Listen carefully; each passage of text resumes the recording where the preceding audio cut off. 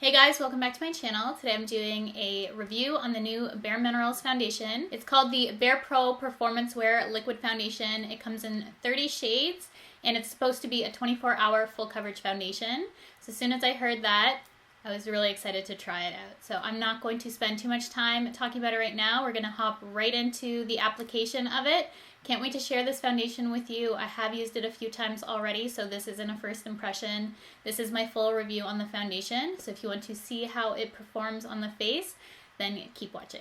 As you can tell, I have nothing on my face right now. And I just have a little bit of moisturizer, no primer. This does claim to have 24-hour coverage, so we're going to see how long it wears. I did receive this in PR this past month. This isn't sponsored. I'm just choosing to do a video on it because you guys know I love testing foundations. And this is called the BareMinerals BarePRO Performance Wear Liquid Foundation. And this retails for $42 Canadian.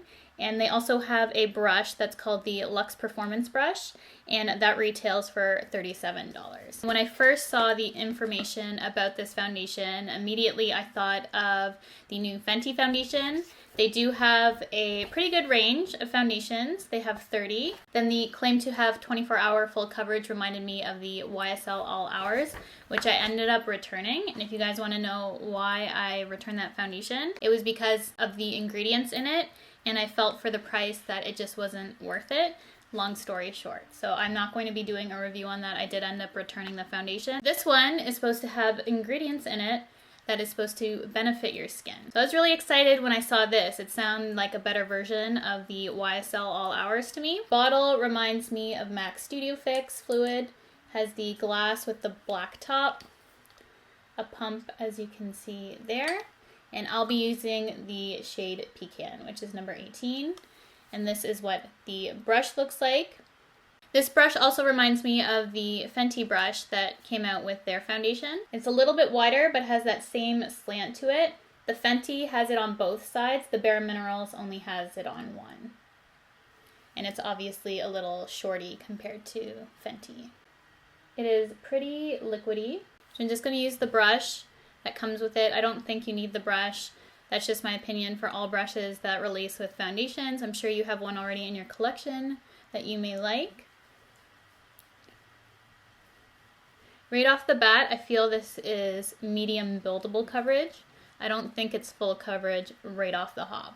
This claims to be lightweight, and I must say it feels extremely lightweight on the skin. It feels like you're wearing almost nothing on the skin. That is one layer of the foundation. You can see a blemish peeking through, a little bit of redness there. You can also still see my freckling and all that. So it looks really natural on the skin with one layer, but I do feel like it's more of a medium coverage when you first put it on, and it is buildable. So I'm going to show you how it looks like adding a second layer to the skin.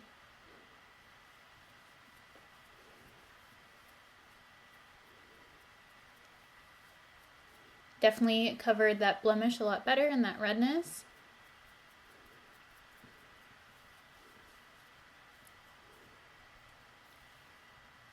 It says it has a soft matte finish. It's not overly matte because I can't wear matte foundations, so soft matte I can get away with. Fenty is doing their foundation like that. This is marketed as a soft matte. I think soft matte is a really flattering finish because it does mimic skin, as you can see.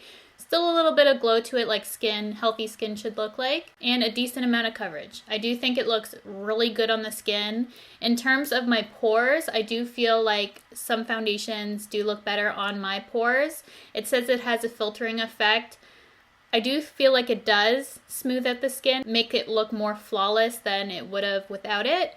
But I do think there's other foundations out there that do look better on my pores. I think I'd still use a pore filling primer with this foundation just because you can still see my pores. This is what the foundation looks like with 2 layers. I'm going to go ahead, finish off the rest of my face, come back. We'll do a flash test and then starter check-in. So I'll be right back. I'm back. I just did a quick face and makeup. I'll list everything down below in case you're curious as to what's on my face. I just wanted to show you what the foundation looks like now that it's sat for a little bit on my skin. I did set it with some powder just as I typically do. And I personally would wear this foundation with a pore filling primer, as I mentioned earlier, because I can still see a little bit of my pores peeking through, but it's not too bad. It still looks pretty filtered in my opinion. I just have foundations that do look better on my pores. I'm now going to do a flash test for you guys to see if there's any flashback. I have not tested the flash myself, so we'll see how this goes. I'm not sure. There might be a little bit of flashback depending on the distance of the flash. If it's very close up, I feel like it is giving a slight white cast. But I'm going to have to play around with that some more just to be sure. I don't want to say it does or it doesn't because it's very hard to tell, I find. Overall, I think it looks beautiful on the skin. And if you could feel it, it honestly feels like nothing on your skin. And it has set to my skin, so it feels like it's not going to go anywhere, which I really, really like. As I mentioned before, I have used this and already played around with it. I want to show you guys how it wears throughout the day. So this is how it looks like on the skin right now. I'm going to do some close-ups right now so you can see how it looks like on. And I'm going to check back in with you guys in a few hours just to see how it's progressing. I have worn this before and can tell you that I do like it, how it wears throughout the day, but I want you guys to see for yourself. So I will see you guys in a few. So I've been filming for 3.5 hours, filmed 3 videos now, and the foundation looks pretty good. I'm under pretty bright studio lights, so it is looking a little bit more dewy on me, but I like the finish, so. First check-in. Doing another check-in for you guys. It's 4:30 and I'm just editing my videos that I filmed today. I'm trying to get one up for tomorrow, but this is what the foundation's looking like. You can notice my pores a little bit more as the foundation wears. It hasn't oxidized or anything like that. It still is holding the coverage and holding on to all the rest of my makeup, but I do think a little bit of powder would correct those pores. So that's the only issue that I see with the foundation, is just I don't think my pores look their absolute best in it, but it definitely is holding up quite nicely. Hey guys, I'm back with my final check-in. You saw throughout the day how it was wearing on my skin. I do feel like this foundation wears amazing. I do have some coming off my mouth, but that's my own fault from eating. Otherwise, it stayed really nicely on my face.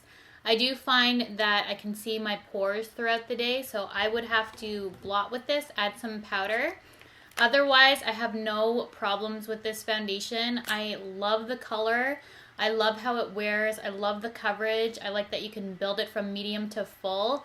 Those are my favorite kind of foundations. The medium buildable foundations up to full, I love it. So I'm just going to take a little bit of powder, my Fenty powder, and blot the areas which I do not like to be shiny. My eyelashes are coming off.